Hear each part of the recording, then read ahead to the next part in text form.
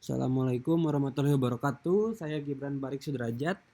Di sini saya akan menjelaskan tentang struktur query language atau SQL.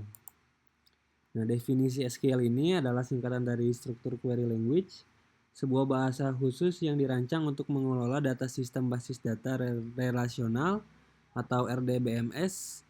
SQL memungkinkan pengguna untuk menulis query agar bisa mengambil, menambahkan, mengubah, atau menghapus data dari database. SQL juga memungkinkan pengelolaan struktur database itu sendiri, seperti membuat tabel atau memberikan hak akses kepada pengguna. Nah, sejarahnya SQL ini dimulai dari penelitian di IBM pada awal tahun 1970.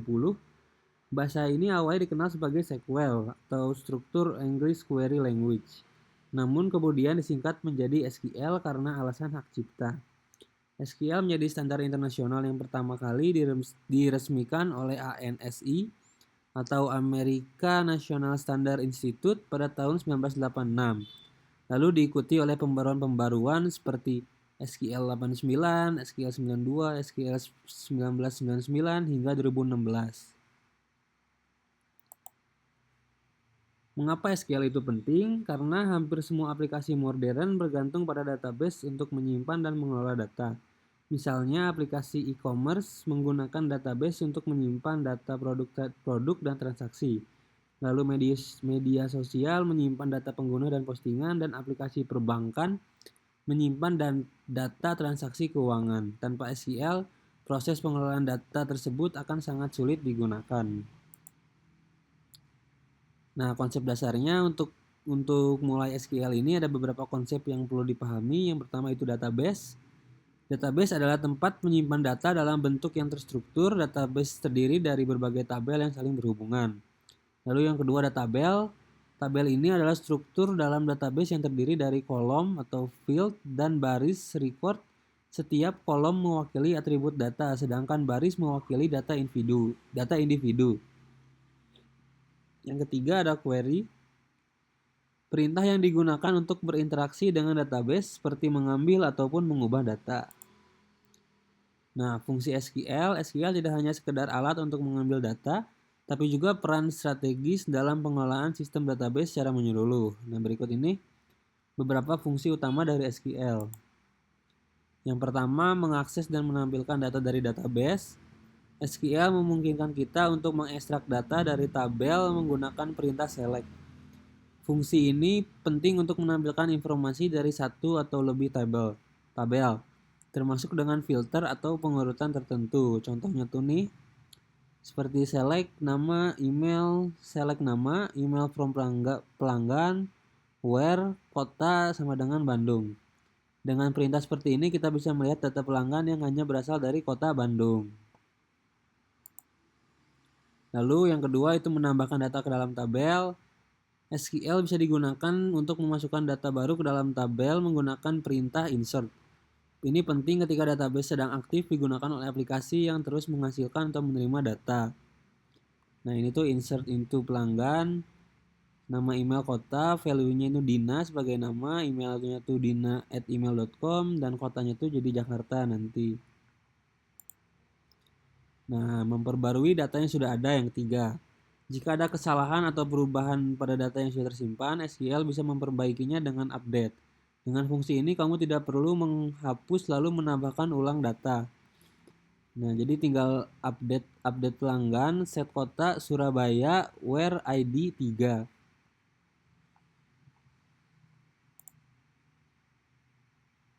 Nah, menghapus data yang tidak diperlukan.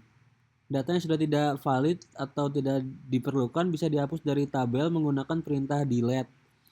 Ini membantu menjaga database tetap bersih dan efisien. Contohnya seperti ini, delete from pelanggan, where-nya tuh ID 5. Pelanggan dengan ID 5 ini yang dihapus.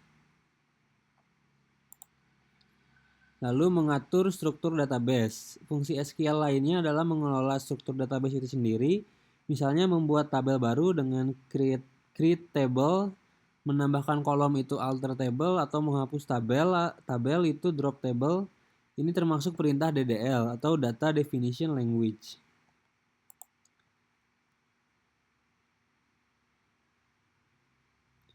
Nah, mengatur hak akses pengguna. SQL juga digunakan untuk mengatur siapa saja yang bisa mengakses atau memodifikasi data tertentu. Misalnya, hanya user tertentu yang boleh menghapus data atau hanya admin yang bisa mengubah struktur tabel. Hal ini penting dalam menjaga keamanan dan integritas data. Contoh real itu seperti ini.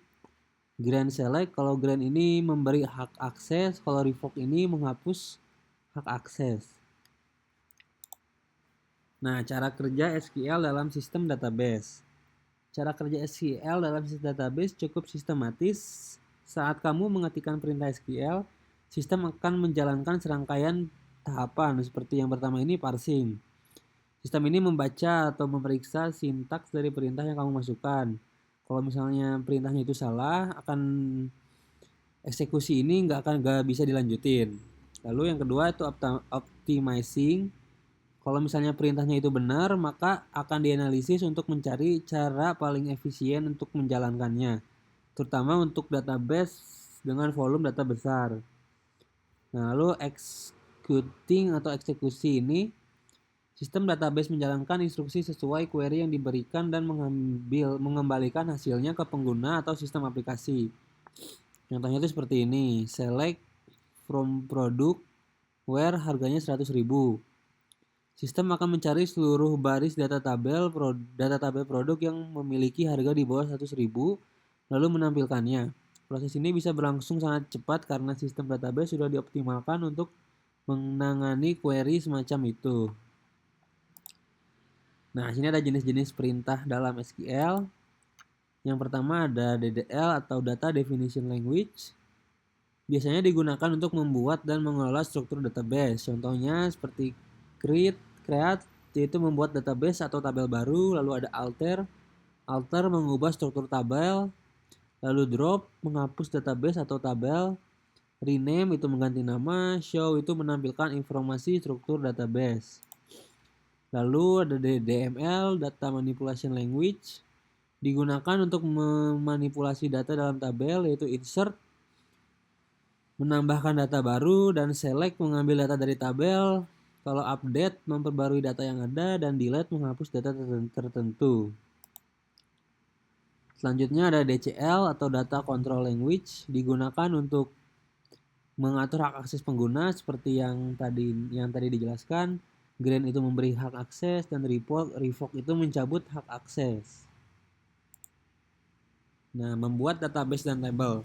Sebelum mengelola data, kita harus membuat database-nya dulu dan tabel terlebih dahulu. Berikut caranya. Kalau membuat database dengan menggunakan create database toko online.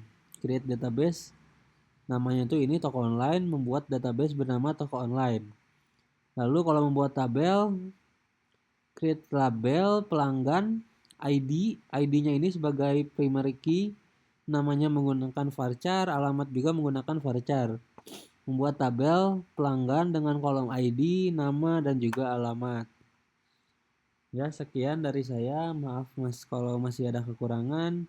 Wassalamualaikum warahmatullahi wabarakatuh.